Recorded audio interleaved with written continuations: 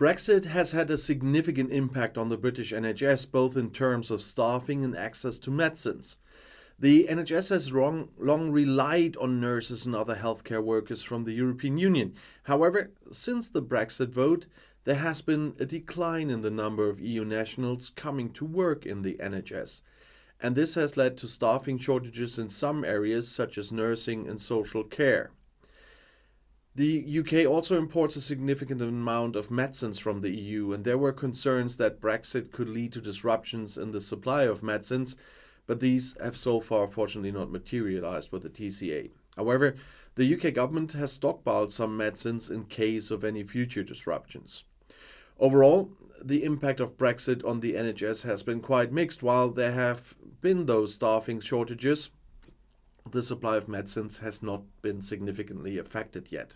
However, the long-term impact of Brexit on the NHS is still uncertain, but there are some things that studies show us on the impact of Brexit on the NHS already. A study by the Nuffield Trust found that the number of EU doctors working in the NHS has declined by 10% already between 2016 and 2019.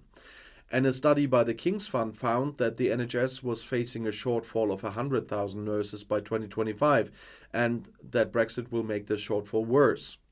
And a study by the University of Birmingham found that there was a risk of delays in the supply of medicines after Brexit, but that these risks could be mitigated by stockpiling. The impact of Brexit on the NHS is a complex issue, and there is still much that we do not know. However, the evidence suggests that Brexit has had quite a negative impact on the NHS, and that this impact is likely to grow in the years to come.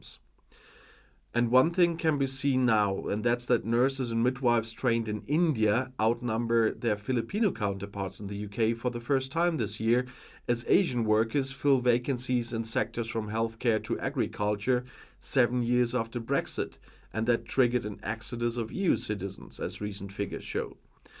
Before Britain voted to leave the European Union, citizens from the Union were free to live and work in the UK. With an aging population, Britain's industries and services were kept running by an inflow of European workers.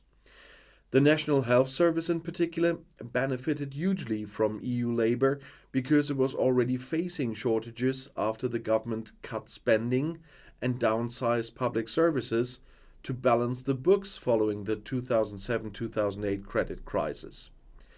England had a shortfall of 40,000 nursing staff at the end of last year based on NHS figures.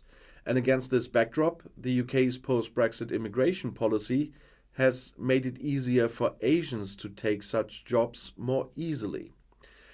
There are now 48,395 nurses, midwives and nursing associates trained in India registered to work in the UK, based on March figures from the Nursing and Midwifery Council. For the first time, that figure was higher than the 45,472 people trained in the Philippines. By contrast, there are 26,805 workers from the European Economic Area, which includes the EU, Iceland, Liechtenstein and Norway, working in this field, and that means that's down more than 20% compared to September 2017. The annual number of Indian nurses and midwives joining the British Register has grown rapidly to 10,841 as of March 23, up from just 638 in March 2018, according to this council. And the number of Filipinos grew from 5,000 to 5,000 over the same period. And the British government vows to employ an additional 50,000 nurses by 2024, and they're providing top-down political drive, as they are saying.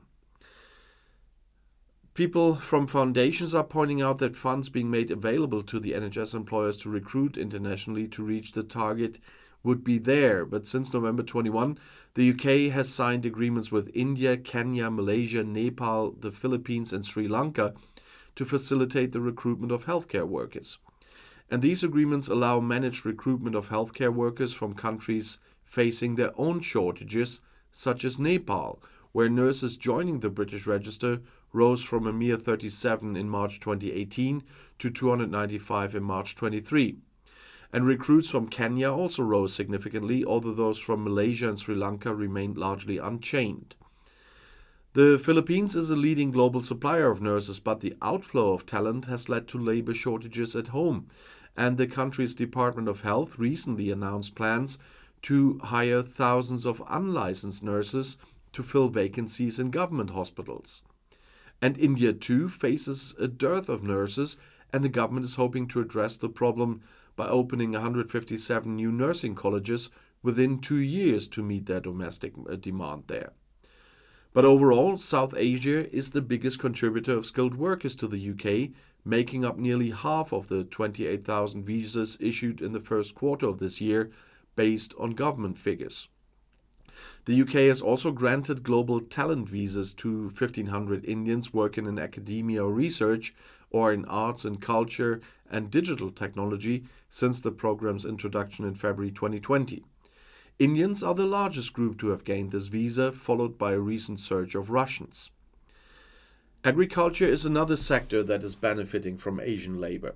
EU nationals made up about 98% of the seasonal agricultural workforce in the UK in the past, but under the new post-Brexit scheme for seasonal workers, up to 40% of seasonal agriculture workers now come from the Central Asian countries of Uzbekistan, Tajikistan, Kyrgyzstan, and Kazakhstan, with a growing number from Nepal and Indonesia. Added to this mix are Hong Kongers who have come for a different reason. The UK Home Office says it has granted over 130,000 Hong Kong residents and dependents British National Overseas Visas, so-called BNO, which offer a new route to citizenship, and these were granted in response to Beijing's crackdown on dissident. But the influx of people is now even higher than in the time before Brexit, and I remember from my time in the UK how those guys that are probably those Brexiteers that are bringing up the racist card all of the time, they are now people coming in they like even less than continental Europeans. And if that's the Brexit they wanted, congratulations. And if you want to see more about Brexit or UK politics, the next video is right in the end screen. I'll see you there. I'll be back.